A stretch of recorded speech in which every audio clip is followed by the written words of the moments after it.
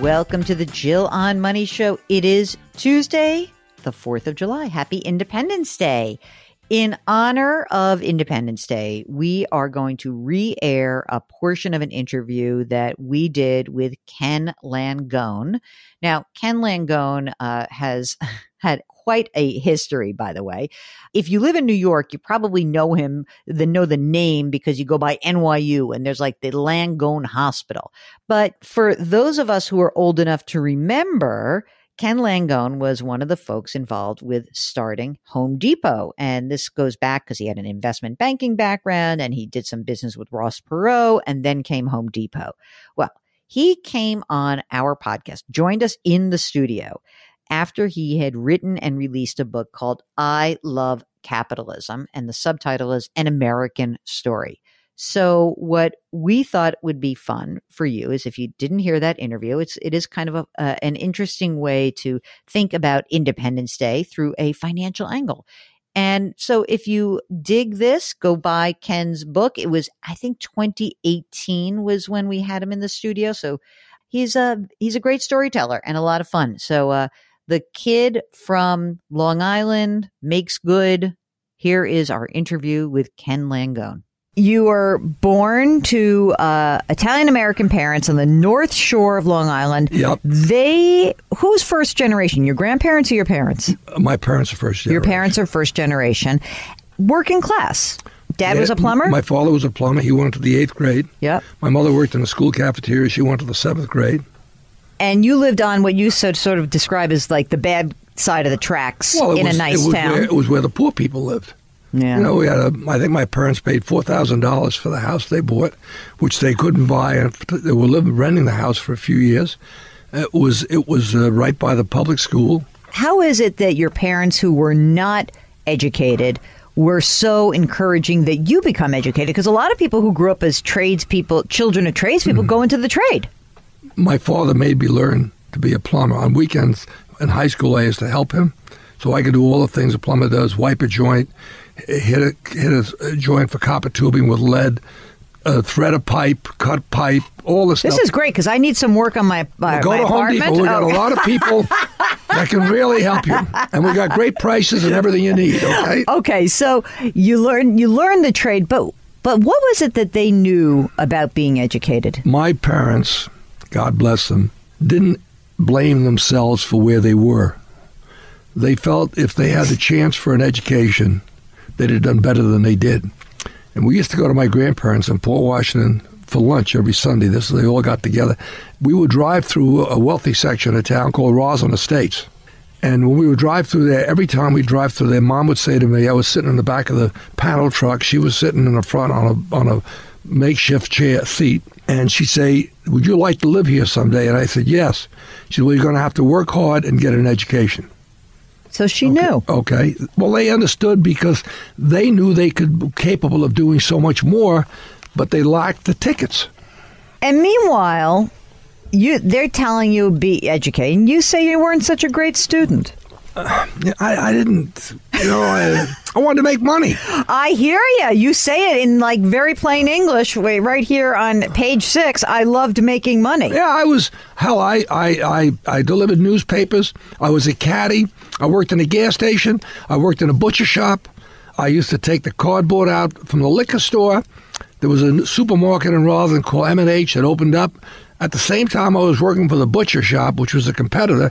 At nights, I was helping them set up the store without the butcher shop knowing I was working 2 jobs. I mean, it's interesting. You say, I was never academically curious, and I didn't apply myself at all. So, but you did say math came easy to you, so that was good. Numbers were just like that. Tell me about how you then headed to Bucknell University. How'd you get there? Understand that I did okay in high school. Numbers and me got along very well, and I still do. Mm-hmm. I had pretty much convinced myself that I wasn't a student. And I wanted to go in the Marine Corps in 1953 because the Korean War was still on. Mm-hmm. My brother was in the Army, my older brother. I only had one brother. And I took the position that this is what I wanted to do. Well, Eisenhower had different plans at the end of the war. Mm-hmm. So I said, what am I going to do? And I went to see friends of mine from Port Washington, Jim McNamara, J.R. Davis, Stan Cutler. They were at Bucknell. I went there, and it was house party weekend. I said, geez, this is what you do in college. I could do this really well. This fits me. Yes, I can execute on this. So they had Saturday morning classes, and that Saturday morning, they said, look, we have to go to class. Why don't you go over and see the guy over in the building over there? He's the guy that lets people in. It was called the registrar. His name was George Faint. And I went over, and I'm sitting there, and he said, what are you waiting for? I said, well, my friend said I should come see you. What about? I said, well, I'm in high school. You're a senior? I said, yeah, well, what are you going to do? I don't know. He said, well, come on in my office. So we talked for an hour. The following Thursday, I get a letter from him that if I want to come to Bucknell, he'd be happy to have me. That may be the best decision that anyone from Bucknell ever made. No, the best decision anybody from Bucknell ever made, yeah, and it's in the book, was my economics professor, who wanted to know if anybody ever told me I was stupid. And I said, yes, everybody. And he said to me, you know the only sin? You believed it. And that's great advice. And he said to me, how you doing in your other classes? I said, about as bad as I'm doing in your class. He said, well, you know, you're going to be out of here in January. I said, yeah, I know that. And he said to me, is that what you want to happen? I said, no, I don't. He's okay. He said, I'll make a deal with you. I'll reach out to all your other professors. You promise me you'll give it everything you got, and we'll see if we can pull you out of this nosedive. And they did. It's something interesting to me that many people will say the difference between someone making it and not making it. I know you're involved in the charter school movement. Right. It can be anyone from a coach, a music teacher, an academic teacher who just says, hey, you, Ken, what's going on here? And they see something in you. Yeah, look, every place I look, I see people that I know have helped me to do what I've done. And in many cases have done more than I've done myself. And that is why you say you are not a self-made man. I am the furthest thing from a self-made man you'll ever know. Okay, and my regret on that, not regret, I hope I didn't, I don't know how many hundreds of names there are in there, but I hope I didn't leave anybody out. But if I did, it was a bad memory, not that they didn't participate.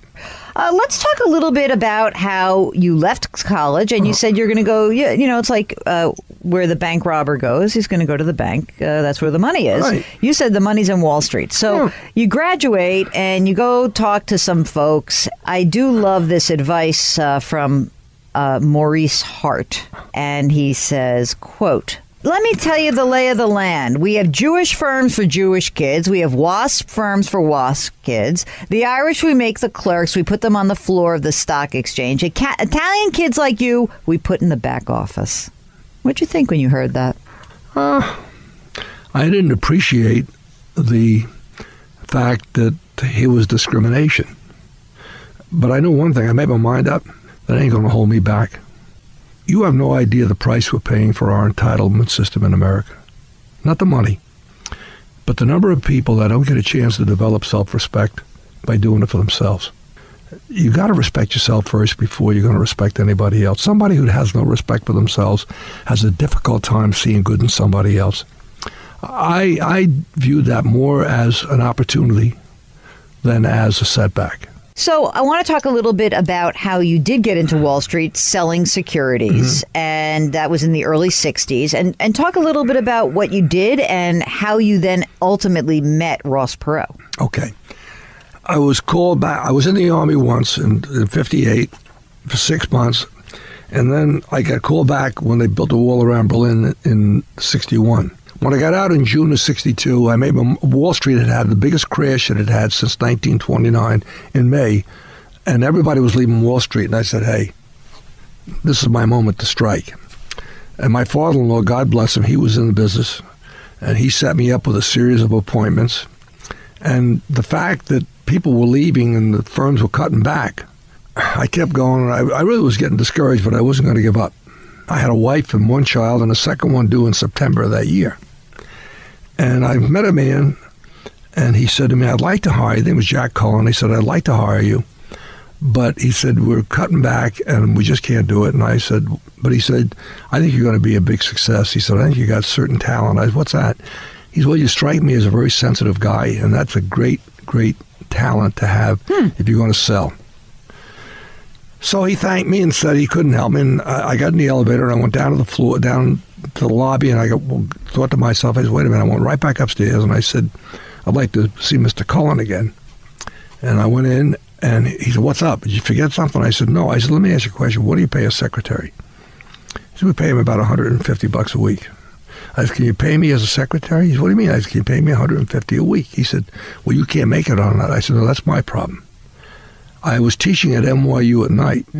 By the way, consider this, barely 10 years from when I was told I was going to get thrown out of college, I'm now teaching at one of the great business programs in the country. And so I said, I'll make it, don't worry about it. So then I said, but there's only one condition. You have to give me every account you're not doing business with. And boy, then I went to work. That's great. And so you were selling. Selling like crazy. And you are a salesman at heart. I love selling. Even if you love the numbers, the selling, you're a relationship guy. That's the sensitivity that he saw. It's all about the people. Absolutely. And that includes companies. Great companies are run by great people. Home Depot is a success it is because we had people like Bernie and Arthur and Pat. These were our partners when we started the company. All right. And these men were unique and special in every respect. All right. Let's get back to Ross Perot. So how'd you meet him? I went to a party in Washington in 1968. And I met a man there who said he was Perot's partner and Washington representative. Now, I didn't know who the hell Perot was. I didn't know what he did. And he started telling me, and I said, gee, that sounds like that's interesting. And he said to me, I said, is there a chance I can get in to meet this man? He said, well, call me on Monday. I'll see what I can do. His name was Jack Haidt. I called Jack on Monday. He said, look, you got an appointment. He said two things. You got 30 minutes. And he said, don't use any bad words. So I said, and you're a little rough on the bad words side. I am what I am. I know, me too. Okay. Can't do it here, but It is what it is. I understand. You know, if you live in a trading room long enough, that becomes part of the territory. So anyway, I went down and I met with him, and exactly at the point I was supposed to get in, I got into his office, and we were 30 minutes, and for 29 and a half minutes, he told me everything he'd heard from Goldman Sachs, Whitewell, Merrill Lynch, Clark Dodge, GH, all these firms that were really trying to get his deal. And when he got all done, it was about 30 seconds left. And he said to me, well, what do you think of what I just said? And I figured, well, I blew the 30-minute rule, right? Right. So I said, Mr. Perot, I said, pardon me, that's the biggest pile of horse shit I've ever heard in my life. That's awesome. And he looked back, he took back, and he said, what do you mean? And we talked for 13 hours. We talked till 1 o'clock the next morning. Good God. I had not brought any clothes down, so he was driving us around Dallas looking for a drugstore where I could buy some toiletries and a T-shirt. Oh, my God. And we found out in that meeting, we were married the same hour, the same day, the same year. His values and his integrity was so precious. And I said to him, I said, I'll never throw a curve at you. And he said, I was going to make a decision by Friday. This was Wednesday. He says, I'm going to put it off. He said, let's get to know each other better. So over 3 months, he played with my head a couple of times. One time he called me and said, he said, Ken, the thing that bothers me about you is you don't show your enthusiasm very well. I said, what? I'll be down there in 5 minutes. Right. You think that this thing, which is basically builds like the electronic infrastructure for big municipalities. No, what they did was they ran data processing operations. They weren't called outsourcing them, but that's what they were. They would send their highly trained, capable programmers and scientists into these companies and help them get the most they could get out of their computers. It's amazing. So you then become the guy who runs the firm where they say... I got that deal. I'd been made a partner before that. I was made a partner in 66. I got that deal, and I felt pretty good about I was kind of full of myself, frankly.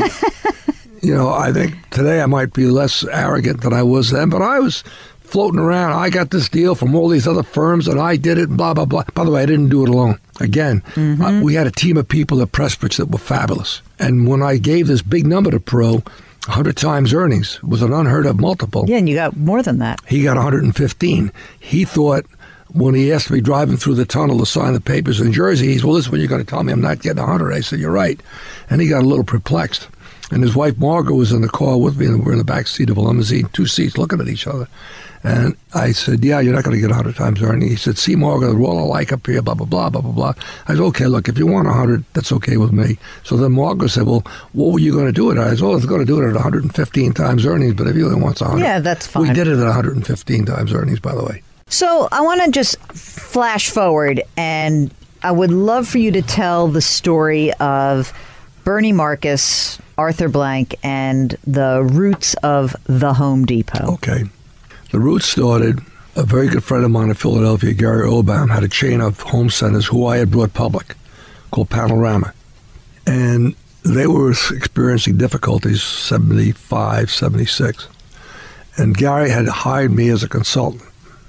And we were in his office one day, and I said, look, we ought to have a model. If we're going to fix this, we got to look who's the best out there. Now, the home center industry then was regional. You had Rickle, Pergamon, Channel here. You had Heckinger's in the Mid-Atlantic. You had Scotty's in Florida. And you had Handy Dan and Angels out in the way. So Gary says, Ken, there's a guy out there, Bernie Marcus. He's fabulous, does a great job. I said, okay, can you get me an appointment? Long story short, the next day, I was in L.A. having lunch with Bernie Marcus. And I met him, and then and now, spectacular human being. And we bonded. And he was running a company that was 19% owned by the public and 81% owned by an industrial company called Dalen. I ended up buying almost all of the 19% in the market. I kept buying it for myself and for clients.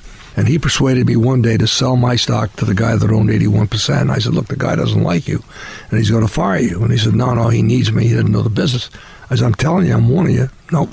So this guy paid me a very significant premium to buy us out, all of myself and my investors. 4 months after he bought us out, he fired Bernie, he fired Arthur, he fired Ron Brill. And Bernie calls me up, no health insurance, no stock, no income, 3 kids. I need a job. I said, forget about a job. When can you come to New York? And the next day he comes to New York. We sit in the Peacock Alley at the Waldorf Astoria with him, myself, and a fellow by the name of Jerry Grossman, a labor lawyer. And they'd committed a labor law violation. That's all it was, civic. Mm-hmm. It means the union gets certified. Bernie earlier had told me, we owned the stock for 2 years. In that 2-year period, Bernie and I used to go walk store openings. When they were opening a new store, I'd go with them. And it was wonderful. And one walk in Houston, he says to me, don't get too excited because somebody's going to figure out the Achilles heel and it's going to change this industry. I didn't know what he said. Well, tell me. I said, tell me. No, I can't. No, I'm not going to tell you. So when he got fired, I said, he comes to New York. I said, all right, you just got hit in the ass with a golden horseshoe. Let's do that thing you said is going to change the industry. He said, what do you mean? And I reminded him. And he said to me, let's do it. And we initially went to Perot, and it wasn't going to work. So I went and lined up 40 people that all had done very well with Handy Dan, and we put together $2 million, Arthur, Bernie, and right after we incorporated, they found another guy, a merchandising genius by the name of Pat Farah, and we brought him on board. And he was 2 months after we were founded, but he was effectively one of the founders of the company as well. And the rest is history. So one thing that I found interesting was that started with the aim was to open 4 stores in Atlanta. 2 of them opened, but it was not smooth. Hell, early on, Bernie was standing in front of the store offering people $1 if they would walk in and look what was in the store. And why do you think that was? Because the concept was so new? Yeah, it was brand new. And you had this huge, and we had challenges. We didn't have a lot of money. And so when they were negotiating with the vendors, we got the vendors, because we didn't want to have empty shelves, they gave us empty boxes with their labels on them, so people thought we had all this merchandise and all the overheads was air. So when did you have the sense that it was going to really be as big as it became? What was the beginning when you were sitting? When Bernie got fired. Talk about that. Look, Bernie is fabulous. And I knew Bernie was going to be a big success. And Bernie knew the business. Bernie had a great knack for having good people around him. That's critical. Mm-hmm. So I had a good start there, and Bernie had, and we still have, a very close relationship. Mm-hmm. We had to persuade Arthur to come. He was not sure he wanted to do it. Pat Farah was running his own store, which was doing very well in terms of physically, but financially it was a disaster. And eventually he had to bankrupt it. It was then when we got Pat to join up with us, and we did it. But I never thought we'd have 400,000 employees, but I thought we had a chance to have a great business. So I want to talk a little bit about, I want to kind of finish the Home Depot section just by talking a little bit about how you have these founders. Obviously, it's getting big. There's different skill sets of starting something and being entrepreneurial and running a mature organization. So talk a little bit about finding Arthur's successor. Okay. Bernie, Arthur, and I had agreed that we didn't have anybody in the company that if something happened to Arthur. So we hired Heidrick and Struggles. And it turns out at the time, coincidentally, I was on the board of General Electric, and this was when Jack Welch was going to make his decision about his successor. Unfortunately, he picked the wrong guy. It turned out to be a disaster. Bob Nardelli was the only one, and Bob had done a great job. I was on the board of GE, and I saw the great as an operator. Yep. And this is what we needed. We were growing. Don't forget, we were opening 200 stores a year then. Staggering amount of stores. And it was getting away from us. And so we brought Bob in. In fairness, Bob did a great job for 4 years. And for whatever reason, he sort of lost, whatever it was, what he had done in the first 4 years left a lot to be desired, and we had to make a change. We had a serious morale issue in the store. What do you think, in your mind, could you have identified some of Nardelli's weaknesses early on? I can't answer it objectively. Bob got caught up in whatever it was, but it was beginning to unravel this culture, this very precious culture we had about these kids that work in the stores. So I want to end because Mark is obsessed with Bernie Madoff. We have had Diana Henriquez, who wrote The Wizard of Lies, on the program. Right. She's a friend of mine. And you were featured in the movie version of that. Not exactly the right way to recount the story. But it didn't happen that way. Yeah, exactly. That's what I want to. I want to hear what happened when you met Bernie Madoff. 2008, in the middle of the crash, the week Lehman Brothers went broke. Yep. We sold a company we had a big interest in called Choice Point to Reed Elsevier for cash. And thank God for Marty Lipton and his firm, Ed Hurley and the gang. They wrote a contract with Reed Elsevier that you couldn't get a drop of water through. Reed tried to claim force majeure. We said, we're settling. And so we got Friday night of the same week that Lehman went broke. You got a big wire in. We got $4.3 billion in cash. That wasn't all ours, but we had a good piece. Yeah. A very dear friend of mine, a wonderful man, called me up and said, look, Bernie Madoff would like to meet you. This was a month and a half after that, in November. He said, well, why don't you meet with him? And so I have a partner that lived out in Sun Valley then. And I called up Steve Holzman and I said, Steve, do me a favor. I said, I'm going to meet this guy Madoff. I don't know what the hell he's talking about. I said, but you probably might, because Steve understood all these different strategies and stuff. So Steve came in, and for the first 40, we're in his offices in the Lipstick Building on 3rd Avenue. He's showing me all this art, like I really care. And finally I said, Bernie, I got to go to a dinner. And I said, can we sit down and talk? And he's sure. So he sits down and he starts talking about this and that and the other thing and this put and that call and this straddle. And I'm sitting there, my eyes are glazing over. And Steve is listening. And then he says to me, and look, he said, I can only take $500 million for this deal. He said, it's not big enough for me to give all of my existing clients, so I'm going to give it to you. My first reaction was, wait a minute, how would I feel if I was one of his clients? And I found out he's got this phenomenal bird's nest on the ground, but he's given it to a guy he's never done business with before and keeping me out of it. I didn't say anything. I said, well, Bernie, I got to leave for dinner. And so we thanked him. We got in the elevator. We went downstairs, and I said, Steve, I don't want to do business with this guy. I thanked him very much. I said, I don't want to do business with this guy. He said, why? I said, look, if he's going to screw his existing customers, I might be the next one to get screwed. I don't want to do it. I said, I think it's bad faith not to offer this deal, which is supposed to be a slam dunk deal, to his people. He said, well, let me think about it. So the Friday after Thanksgiving of that week, Steve called me and said, Ken, you're right. I don't want to do it. I said, well, do me a favor. Call him up and be polite and respectful. Just tell him we're going to pass. And that's how it happened. Hollywood likes license. They need drama. Exactly. Meeting this guy, he was teetering on the edge of... He was slick. Really? I wouldn't want to play poker with this guy. He knew he was going down when he was talking to us. That's what I think, timing-wise. If I was playing poker with this guy, he'd have all my clothes. He'd have all my houses. This guy was Mr. Cool. I want to wrap up, and I know that that capitalism is sort of the theme of the book and why you love it. That's really the story of your life. I want to also point out a couple of the things that you say that you have curiosity. You are notorious for asking more questions than any other director on a board. Yep. I didn't give a blank if my question showed how stupid I was.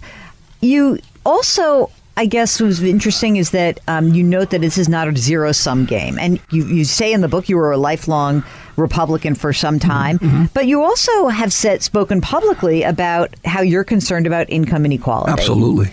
Could you explain that a little bit? Sure. If the gap between the well-off and the not-so-well-off gets big enough, you put the people that are not so well-off to say, hey, you know what, nothing's working for me. What happens? You get a Cuba, you get a Venezuela, you get a Russia. we've got to figure a way out to bring everybody to the party. The most exciting thing to me about Home Depot, a lot of things about it, we have 3,000 kids today who started in the parking lot, fresh out of high school, pushing carts in. They're multimillionaires. Is that because of the stock, or they work their way up? No, stock. Totally. No, we give them options and stock saving. Look, I think of my mother and father. They were down at that end of the spectrum, and I know how they struggle. Mm-hmm. We've got to do a better job. I don't have all the answers, but I know we can't allow these people, all of us as citizens, we can't allow these people to not participate in this great dream called America. Well, okay, that is it. That's the program. Thanks so much for listening. Have a wonderful and happy Independence Day. We are always delighted that you join us. If you've got a question, just go to our website, JillOnMoney.com, click on the Contact Us button, write that question down. If you want to come on the air, check the box, and Mark does everything else. While you're on the website, check out all the content that lives there, and also subscribe to our new service. It's called Jill on Money Live. Lift someone up. Change your work, change your wealth, change your life. Happy Independence Day. Thank you for listening, and we'll talk to you tomorrow.